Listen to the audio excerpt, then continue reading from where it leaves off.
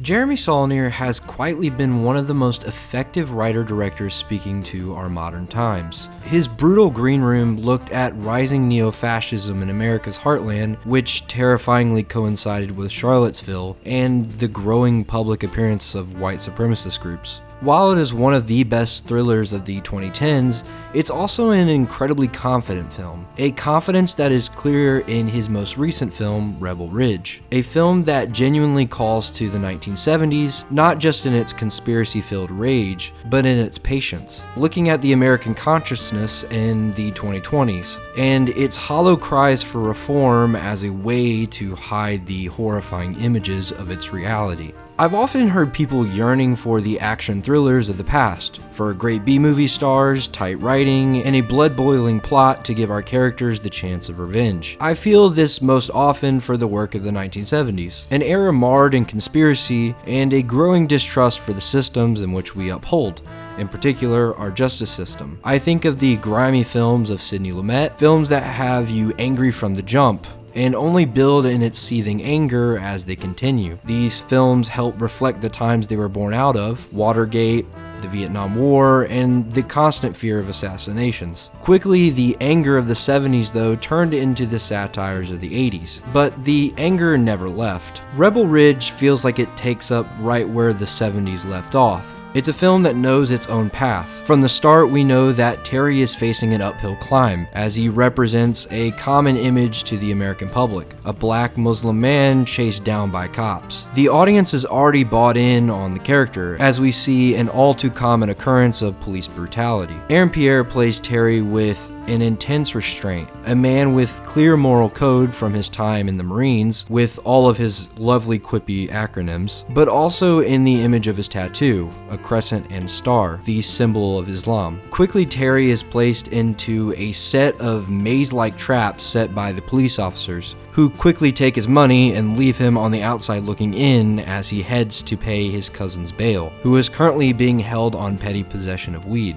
But the maze doesn't end there. Quickly, Terry uncovers a much more disturbing and connected conspiracy than he even intended. Much like Saulnier's previous protagonist, Terry is a man who seeks peace and de-escalation. But as the film smartly points out, de-escalation takes both sides, and the other side is faced by the incredible character actor Don Johnson, a police chief reeling from a recent slate of lawsuits of police brutality and fraud. We quickly learn that the simple safety precautions like dash and body cams, or even the limits on holding, have been worked around, and this pushes our protagonist and others to the brink, not to win or beat the police, but just to survive. Because at the end of the day, Terry knows that even if he were to go through the system and do all the right things, he would more than likely lose. While at first his lawyer partner Summer, played by Anna Sophia Robb, thinks she can beat it, she quickly learns it's rigged from the jump. For me, the most important sequence takes place between the two, as they walk through the old prison beneath the courthouse. As Summer sees the prison, she sees it as some sort of foundation in which justice can be built, but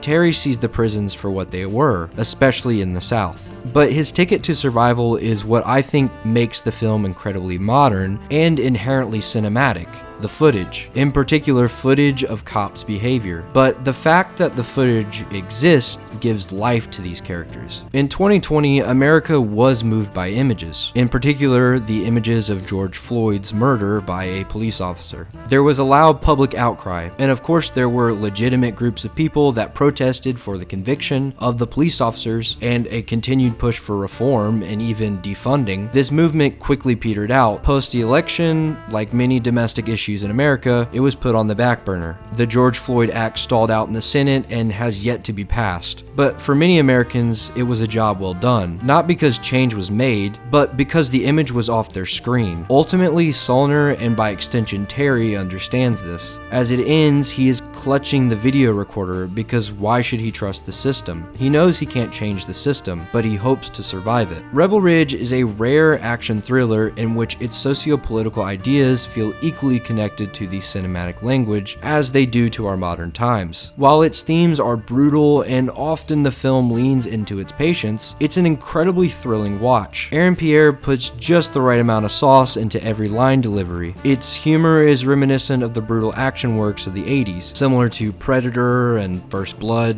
with its self-aware hits. Overall, this leads to one of my favorites of the year, and maybe one of my favorite straight-up action thrillers of the decade.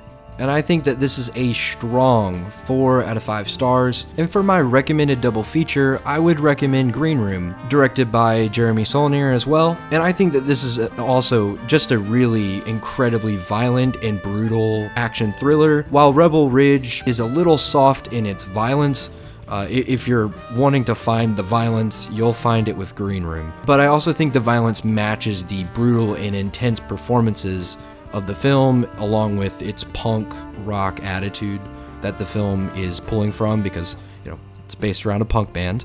But I also think it is equally a powerful work as Rebel Ridge. This one speaking more to the Trump era, this one speaking more to the Biden era. But also, it's just a great movie and an exciting film for sure. Thank y'all so much for watching, and if you liked the video, please like and subscribe. And I all hope y'all have a great day.